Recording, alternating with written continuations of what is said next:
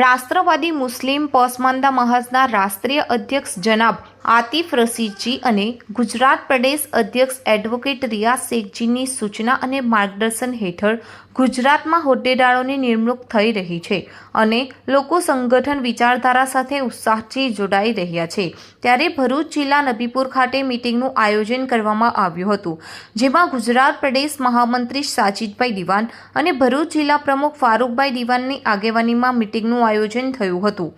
જેમાં વાગરા તાલુકાના હોદ્દેદારો, જંબુસર અને હાંસોદ તાલુકાના હોદ્દેદારો હાજર રહ્યા હતા,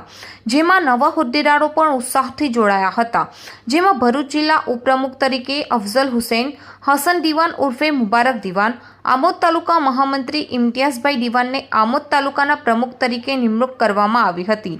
વાગરા તાલુકા મહામંત્રી તરીકે જાવીદ અબ્બાસ દિવાન, હાંસોદ તાલુકા કારોબારી સભ્ય તરીકે ઇમરાન દિવાનની નિમણૂક કરવામાં આવી હતી। સાથે પ્રદેશ મહામંત્રી અને ભરૂચ જિલ્લા પ્રમુખની પ્રભારીની જાહેરાત થતાં વાગરા તાલુકા પ્રમુખ યાસીનભાઈ દિવાને સન્માનપત્રો આપી સન્માનિત કર્યા હતા। સાથે જંબુસર તાલુકા પ્રમુખ અને જિલ્લા મહામંત્રી નજીરભાઈ દિવાન, આમોદ તાલુકા પ્રમુખ ઇમ્તિયાઝભાઈ દિવાન, હાંસોદ તાલુકા પ્રમુખ ઈસુફભાઈ અને તમામ હોદ્દેદારોએ ફુલહાર કરી શુભેચ્છાઓ પાઠવી હતી।